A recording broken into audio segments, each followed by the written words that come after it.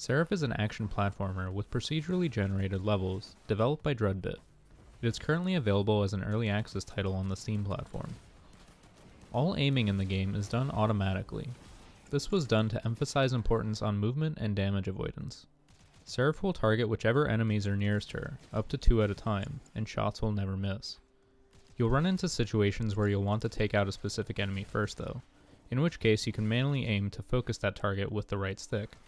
Clicking the right stick will reset the target focus to automatic. Starting off, you have pistols with unlimited ammo. These will be your general go-to weapons, though others can be found in lockers. Any special guns you find, like a submachine gun or a shotgun, will have limited ammo, so they'll need to be used in a more sparing fashion. On top of guns, Seraph also has access to miracles. Currently there are only 2 in the game. One knocks enemies and projectiles away, while the other launches a holy orb dealing damage. The game has a heavy focus on avoiding damage. To aid in this, you have a blink, which grants invulnerability frames for its duration. These recharge quickly, and 2 can be used in quick succession. The blinks can also be used to assist in platforming. Avoiding damage ties to a central gameplay mechanic, the dynamic difficulty. Playing well increases the difficulty, and as the difficulty grows, enemies gain new abilities and modifiers. This makes it so that any player, regardless of their skill level, can have a nice and challenging run. Defeated enemies in the game drop motes of experience. During the first second and a half or so, these motes are worth triple the amount of points. This mechanic makes for a great way to encourage a more aggressive playstyle, as leveling up is a huge boon.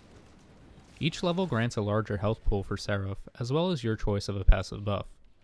These buffs include effects such as healing when executing large demons, or giving a chance to deal more damage in a shot. At the moment there are only a handful of choices. I'd really like to see more options added here. On top of experience, demons also have a chance to drop materials and shards. Both of these are used to upgrade Seraph outside of the game proper. Materials can be used to craft a variety of items like better weapons and accessories, which will then be found in lockers. Shards, on the other hand, are used to unlock passive traits. Shards come in 5 tiers, and you can fuse shards to upgrade them. For example, 3 common shards can be used to create 1 uncommon shard. Slotting a shard of a higher value into a trait grants a stronger version. These aforementioned traits come in 3 general varieties: offensive, defensive, and holy. Unique to the game is its Twitch integration. Twitch streamers can play Seraph in a specific mode where at the end of each level, the chat gets to vote on helping or harming the player. An example of a good effect would be to guarantee a special room with supplies and a checkpoint, while an evil effect would increase the difficulty by a value of 0.5. Seraph's gameplay is sound and controls well. It definitely gives the feeling that when I get hit or die, I was the one at fault, and not the game. I did experience some bugged rooms, however, where it was impossible to get all of the chests, so hopefully such errors in the procedural generation can be ironed out. Most of all, more miracles and level up perks need to be added.